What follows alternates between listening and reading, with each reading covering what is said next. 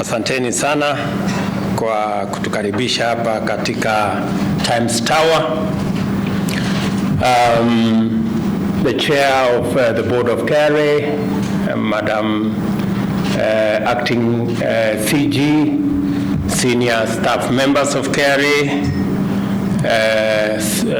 staff members, ladies and gentlemen, good morning. I am here today to undertake a very important personal obligation, which I believe by virtue of the office I hold ought to be made visible to all Kenyans as a signal of my commitment to fulfill my duties as a citizen, as a leader, and as President of Kenya. Let me state for the record that I have always endeavored to be fully tax compliant and to remit my taxes due to government in full, and I try always in time. This exercise is not a mere dramatization or other empty public performance.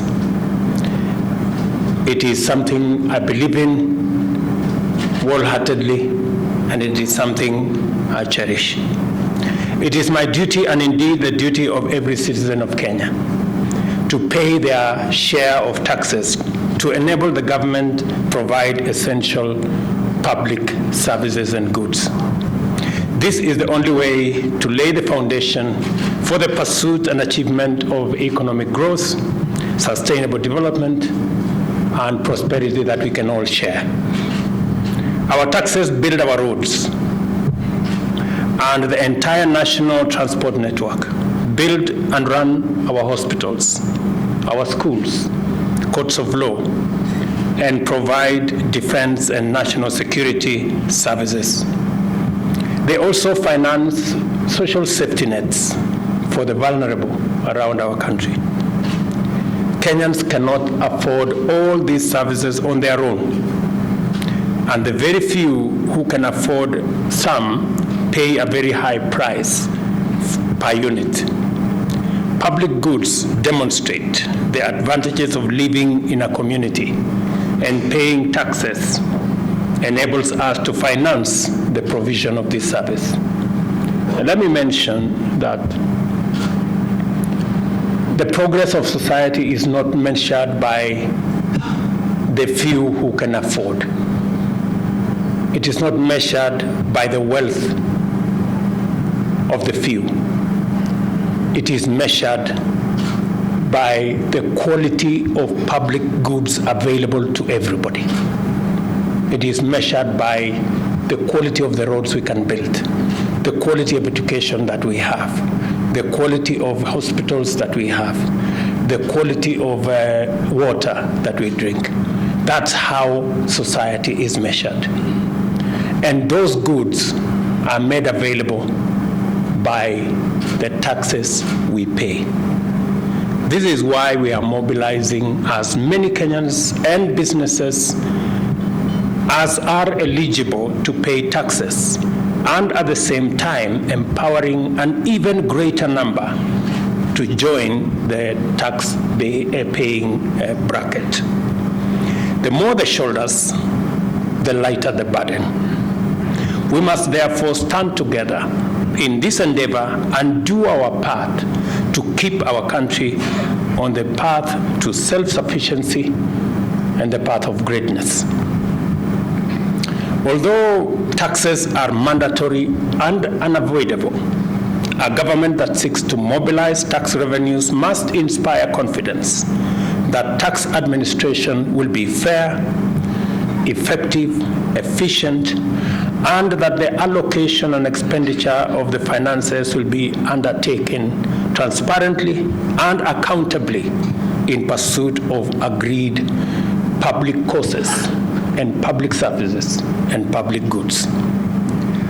This means that the Revenue Administration Agency must be professional, efficient, fair, transparent, and most importantly, accountable. It also means that the government is expected to be honest and vigilant stewards of public resources. The Kenya Revenue Authority has come a long way it has in commendable ways played its role of collecting revenue from far and wide, and thus enabled the government of Kenya to meet many of its national, including international, obligations.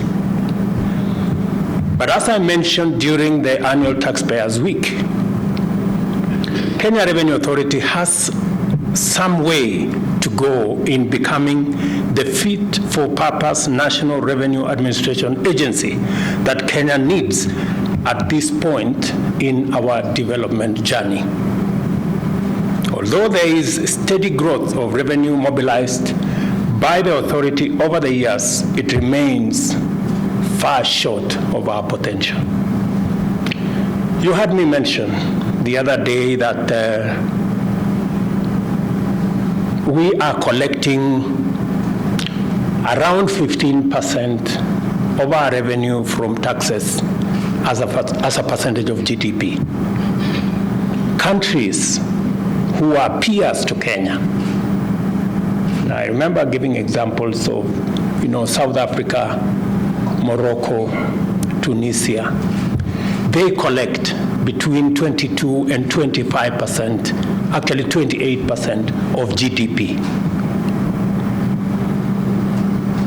The management, board and management of KRA need to ask yourselves, how come we are collecting 15% of GDP while our peers are collecting 25% of GDP? That's the question that must exercise your minds, both in Treasury, at the board level, the senior management, and the staff of this great institution.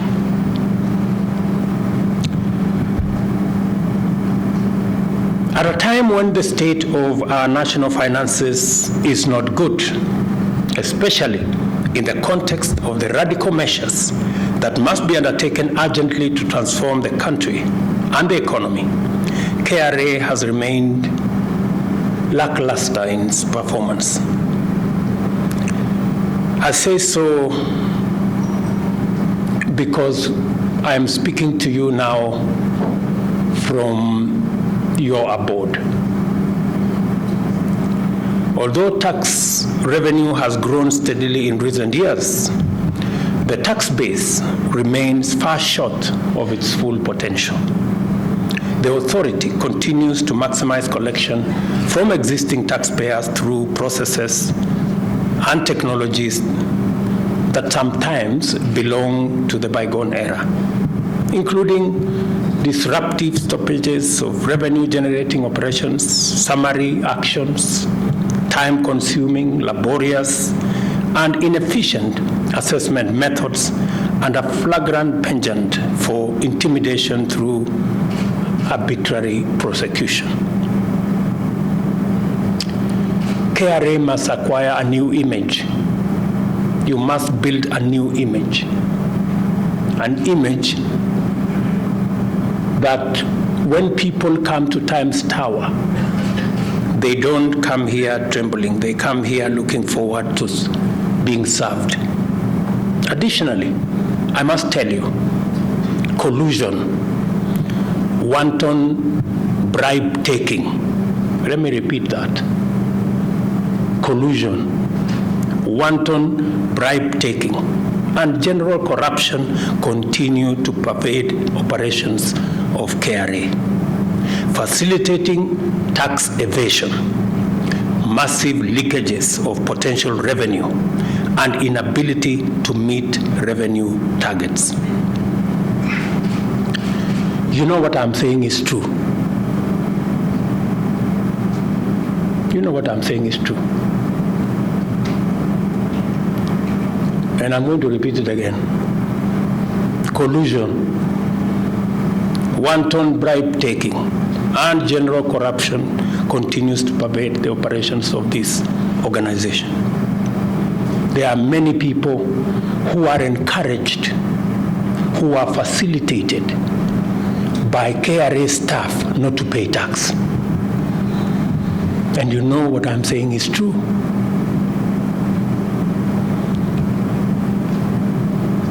You know very well we would be collecting more money than we are doing, but because we have staff in KRA who do not work for the government of Kenya, they work for themselves.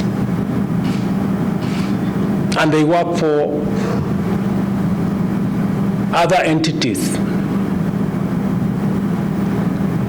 And their biggest assignment is to assist taxpayers, not to pay tax, but to assist taxpayers to evade paying tax.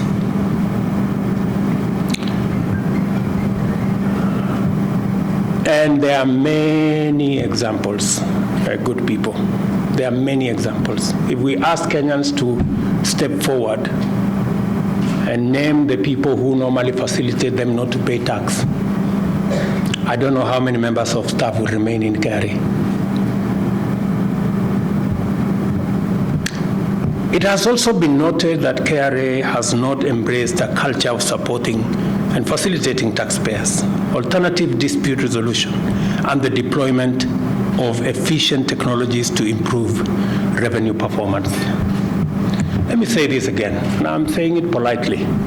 You know that KRA is technology averse. In fact, it is public information that any attempt to digitize, to professionalize KRA has been met by a lot of resistance from staff in KRA. Because technology will make it easy for taxpayers to pay. And there wouldn't be opportunities for people to collude and evade tax. And I'm saying this looking at you guys in your eyes. You know that it has been difficult to roll out technology, that it has been sabotaged by staff in KRA. And it hasn't been sabotaged for any good reason. It has been sabotaged because it seals loopholes of rent-seeking, evasion, collusion, corruption, and that kind of thing. In particular, the resistance to the introduction and upgrading of revenue administration technologies is an emphatic signal of the corporate culture of an organization that is not willing to do its job.